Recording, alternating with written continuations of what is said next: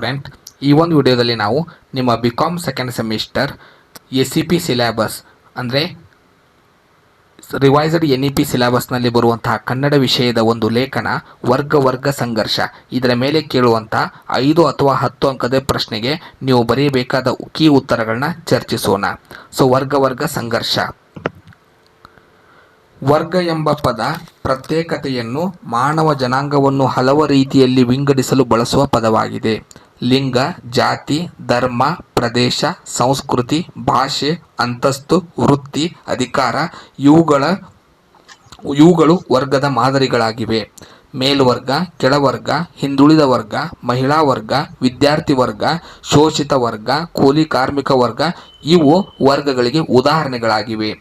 ವರ್ಗಗಳಿಗೆ ಐತಿಹಾಸಿಕ ದಾಖಲೆಗಳಿವೆ. ಪ್ಲೂಟೋ ತತ್ವಜ್ಞಾನಿ ಸಮಾಜದ ಜನರನ್ನು ಸೈನಿಕರು, ಕೆಲಸಗಾರರು, ಆಡಳಿತಗಾರರು, ಉತ್ಪಾದಕರು ಎಂದು ವಿಂಗಡಿಸಿದ್ದಾರೆ. ತತ್ವಜ್ಞಾನಿ ಅರಿಸ್ಟಾಟಲ್ ಜನರನ್ನು ಸ್ನೇಹಿತರು, ಸೈನಿಕರು, ಶ್ರೀಮಂತರು, ಆಡಳಿತಗಾರರು, ರೈತರು, ಕಸುಬುದಾರರು, ಪುರೋಹಿತರು ಎಂದು ವಿಂಗಡಿಸಿದ್ದನು. ಭಾರತದಲ್ಲಿ ಮನು ಬ್ರಾಹ್ಮಣ, ಕ್ಷತ್ರಿಯ, ವೈಶ್ಯ, ಶೂದ್ರ ಎಂಬ ವರ್ಗಗಳಲ್ಲಿ ವಿಂಗಡಿಸಿದ್ದನು. ಇದಿಷ್ಟು ವರ್ಗಗಳ ಪರಿಚಯ, ವರ್ಗಗಳ ಇತಿಹಾಸ. ಭಾರತದಲ್ಲಿ ವರ್ಗಗಳು ಕಾಯಕ ಅಂದರೆ ಕೆಲಸ ಮಾಡುವ ಮೂಲಕ ಸೃಷ್ಟಿಯಾಗಿವೆ.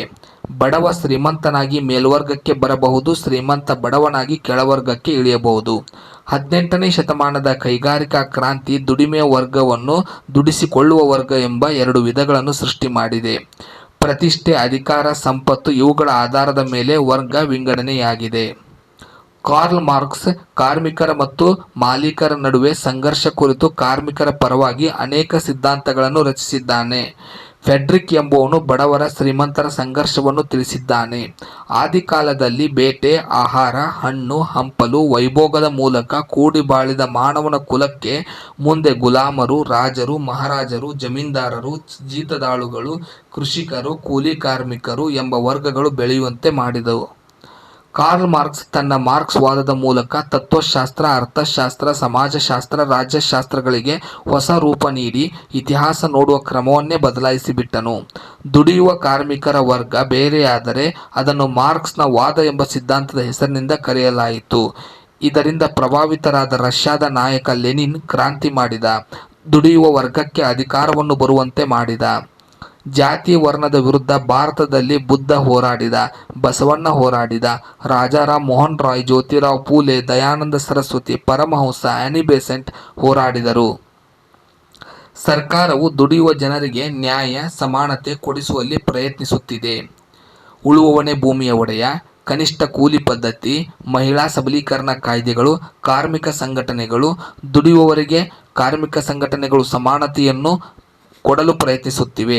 ಆದರೆ ಖಾಸಗೀಕರಣ, ಉದಾರೀಕರಣ, ಜಾಗತೀಕರಣದ ಮೂಲಕ ಇನ್ನೂ ಭೇದಭಾವ ಹೆಚ್ಚಾಗುತ್ತಿದೆ. ಸಮಾಜವಾದ ಎನ್ನುವುದು ಎಲ್ಲ ಪ್ರಜೆಗಳನ್ನು ಒಳಗೊಳ್ಳುವ, ತಾರತಮ್ಯವಿಲ್ಲದ ಹಿತಾಸಕ್ತಿಯನ್ನು, ವಿಕಾಸವನ್ನು ಅಭಿವೃದ್ಧಿಗೊಳಿಸುವ, ಹೆಚ್ಚಿಸುವ ನೀತಿಯಾಗಿದೆ. ಆದರೆ ಇಂದಿನ ಸಾಮಾಜಿಕ ಸಂಬಂಧ ಅಸೂಯೆ, ವ್ಯಕ್ತಿ, ಗುಂಪು, ಸಮೂಹ, ಭಾಷೆ ಎಂಬ ವಿಭಾಗಗಳಾಗಿ ಶತ್ರುಗಳಾಗಿ ಸಂಘರ್ಷ ಮಾಡುತ್ತಿವೆ. ಅರ್ಥಶಾಸ್ತ್ರ ಎಂಬುದು ಉತ್ಪಾದನೆ, ವಿತರಣೆ, ಅನುಭೋಗ. ವಿವರಿಸಿದರೆ, ಸ್ವಂತಕ್ಕಾಗಿ ಸರಕು ಉತ್ಪಾದಿಸುತ್ತಿದ್ದ ಮಾನವ ಬೇರೆ ಸರಕುಗಳನ್ನು ಉತ್ಪಾದಿಸಿ ಮಾರಾಟ ಮಾಡಿಕೊಂಡು ವಾಣಿಜ್ಯ, ವ್ಯಾಪಾರ, ಉದ್ದಿಮೆ, ವೃತ್ತಿ ಮಾಡಲಾರಂಭಿಸಿದ. ಇದರಿಂದ ಬಡವ ಶ್ರೀಮಂತರ ನಡುವೆ ಭೇದ ಹೆಚ್ಚಾಯಿತು.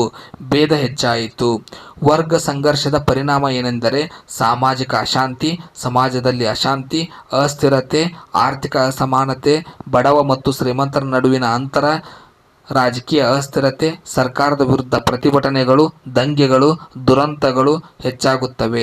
ಮಾನವ ಹಕ್ಕುಗಳ ಉಲ್ಲಂಘನೆಯಾಗುತ್ತದೆ. ದುರ್ಬಲ ವರ್ಗದವರಿಗೆ ಹಕ್ಕುಗಳು ಇಲ್ಲದಂತಾಗುತ್ತವೆ. ವರ್ಗ ಸಂಘರ್ಷವನ್ನು ಕಡಿಮೆ ಮಾಡುವ ಮಾರ್ಗಗಳು: ಶಿಕ್ಷಣದ ಮೂಲಕ, ಜಾಗೃತಿಯ ಮೂಲಕ, ಸಮಾನತೆ ಮತ್ತು ನ್ಯಾಯದ ಬಗ್ಗೆ ಜನರಿಗೆ ಅರಿವು ಮೂಡಿಸುವುದರ ಮೂಲಕ, ಆರ್ಥಿಕ ಸುಧಾರಣೆ ಮಾಡುವುದರ ಮೂಲಕ, ಆರ್ಥಿಕ ಅಸಮಾನತೆಯನ್ನು ಕಡಿಮೆ ಮಾಡುವುದರ ಮೂಲಕ, ನೀತಿಗಳನ್ನು ಜಾರಿಗೊಳಿಸುವುದರ ಮೂಲಕ, ಸಾಮಾಜಿಕ ನ್ಯಾಯ, ದುರ್ಬಲ ವರ್ಗದವರಿಗೆ ಸಾಮಾಜಿಕ ನ್ಯಾಯವನ್ನು ಒದಗಿಸುವುದರ ಮೂಲಕ, ವಿವಿಧ ವರ್ಗಗಳ ನಡುವೆ ಸಂವಾದ ಮತ್ತು ಸಹಕಾರವನ್ನು ಉತ್ತೇಜಿಸುವುದರ ಮೂಲಕ ಕಡಿಮೆ ಮಾಡಬಹುದಾಗಿದೆ. ದುಡಿಯುವ ವರ್ಗದ ಹೋರಾಟಗಳು ಬಹಳಷ್ಟು ನಡೆದಿವೆ. ಫ್ರೆಂಚ್ ಕ್ರಾಂತಿ, ಸ್ವಾತಂತ್ರ್ಯ ಮತ್ತು ಸಮಾನತೆ ತಂದುಕೊಟ್ಟಿತು. ಪ್ಯಾರಿಸ್ ಕ್ರಾಂತಿ ದುಡಿಯುವ ವರ್ಗದ 70 ದಿನ ಆಡಳಿತ ಮಾಡಲು ಅವಕಾಶ ಕೊಟ್ಟಿತು. ರಷ್ಯಾ ಕ್ರಾಂತಿ ಬಂಡವಾಳಶಾಹಿ ವರ್ಗದ ನಿರ್ಮೂಲನೆ ಮಾಡಿತು. ಇಂಗ್ಲೆಂಡ್ ಕೈಗಾರಿಕಾ ಕ್ರಾಂತಿ ದುಡಿಮೆಯನ್ನು ಹೆಚ್ಚಿಸಿತು. ಕ್ಯೂಬಾ ಕ್ರಾಂತಿ ರಾಜಾಡಳಿತವನ್ನೇ ತೆಗೆದುಹಾಕಿತು. ಸೊ ಇವಿಷ್ಟು ವರ್ಗ ಸಂಘರ್ಷದ ಮೇಲೆ ನೀವು ಬರೆಯಬೇಕಾದಂಥ ಮುಖ್ಯ ಪಾಯಿಂಟ್ಗಳು. ಬಿಕಾಮ್ ಸೆಕೆಂಡ್ ಸೆಮಿಸ್ಟರ್ ಸ್ಟೂಡೆಂಟ್ಸ್, ನನ್ನ ಕೆಳಗಡೆ ಡಿಸ್ಕ್ರಿಪ್ಷನಲ್ಲಿ ಕೊಟ್ಟಿರುವಂಥ ಆ್ಯಪ್ನ ಲಿಂಕ್ನ ಮೂಲಕ ನೀವು ಡೌನ್ಲೋಡ್ ಮಾಡಿಕೊಂಡು ನಮ್ಮ ತರಗತಿಗಳನ್ನ ಜಾಯ್ನ್ ಆಗಿ ಎಲ್ಲ 7 ಸಬ್ಜೆಕ್ಟ್ಗಳ ಸುಲಭ ಕಲಿಕೆ ವಿಧಾನದ ಮೂಲಕ ನೀವು ಪೂರ್ತಿ ಅಂಕಗಳನ್ನ ಗಳಿಸ್ಕೋಬಹುದು. ಪರೀಕ್ಷೆ ಸಮಯದಲ್ಲಿ ಬೀಳುವಂಥ ಅತ್ಯಂತ ಪ್ರಮುಖ ಪ್ರಶ್ನೆಗಳನ್ನ ನಾವು ನಮ್ಮ ಆ್ಯಪ್ನಲ್ಲಿ ಚರ್ಚೆ ಮಾಡ್ತೇವೆ. ಅದೇ ರೀತಿಯಾಗಿ ನಾವು ಪಬ್ಲಿಷ್ ಮಾಡಿರುವಂಥ ಪರಿಮಳ ಪುಸ್ತಕ ಎಲ್ಲ ವಿಷಯಗಳನ್ನೊಳಗೊಂಡ ಒಂದೇ ಪುಸ್ತಕ. ಅದರಲ್ಲಿ ನಿಮಗೆ ಚಾಪ್ಟರ್ ವೈಸ್ ನೋಟ್ಸ್ ಹಾಗೂ ನಿಮಗೆ KUD ಅವರು ಬಿಡುಗಡೆ ಮಾಡಿರುವಂಥ ಕ್ವಶನ್ ಬ್ಯಾಂಕ್ನ ಆನ್ಸರ್ಸ್ ಕೂಡ ಸಿಗುತ್ತೆ. ಇನ್ನು PDF ಲಿಂಕ್ನ ಕೂಡ ಕೊಡ್ತೀವಿ, ಡಿಸ್ಕ್ರಿಪ್ಷನ್ನ ಚೆಕ್ ಮಾಡಿ. ಮುಂದಿನ ವಿಡಿಯೋದಲ್ಲಿ ಮತ್ತೊಂದು ಲೇಖನದೊಂದಿಗೆ ಸಿಗೋಣ. ಧನ್ಯವಾದಗಳು.